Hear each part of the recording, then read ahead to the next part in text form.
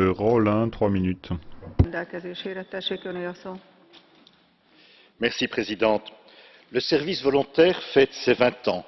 20 ans d'expérience au pluriel. Il existe en effet autant d'expériences uniques que de participants. Plus de 100 000 individus ont ainsi vécu une aventure enrichissante, tant sur le plan individuel qu'au point de vue collectif.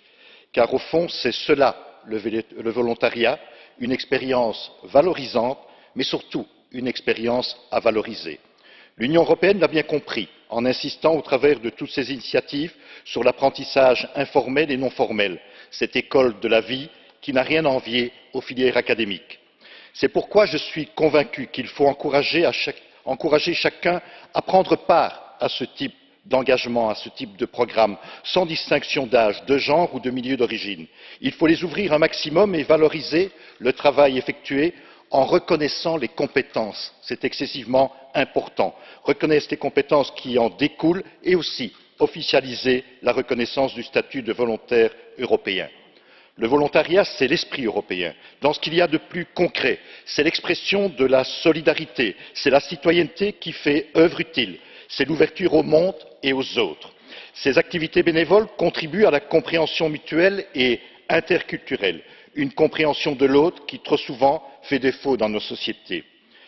À travers le service volontaire européen s'établissent des relations gagnant-gagnant et naissent des aventures humaines fortes. Il faut favoriser l'accès à ces initiatives et de façon plus générale développer les possibilités de mobilité européenne, en particulier pour les jeunes.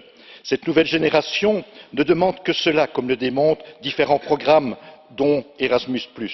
Toutes les études le prouvent, il n'existe pas un modèle unique, un seul parcours qui vaille la peine d'être suivi pour trouver sa place dans la société. Aux côtés des filières classiques, nous devons notamment stimuler et valoriser l'apprentissage en alternance qui offre une voie royale vers l'emploi, y compris avec des expériences à l'étranger. Depuis quelques mois, avec le Parlement européen, avec la Commission qui s'est clairement engagée, nous développons cette mobilité dans un projet pilote. Oui, le service volontaire européen a 20 ans, un bel âge pour le voyage. L'occasion de cet anniversaire, s'il est un vœu que l'on peut formuler, c'est que ce soit celui que ce service volontaire soit reconnu à sa juste valeur, une valeur d'Union européenne.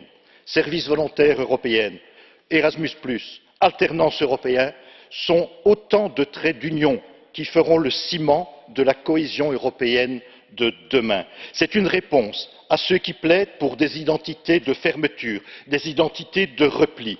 Nous devons leur opposer des identités ouvertes, avec des jeunes, des citoyens qui sont bien de leur village, qui sont bien de leur région, qui sont bien de leur pays, qui sont bien de l'Union européenne, mais qui sont aussi des acteurs du monde. Une génération qui ne cultive pas l'égoïsme, mais qui au contraire cultive la solidarité. Merci.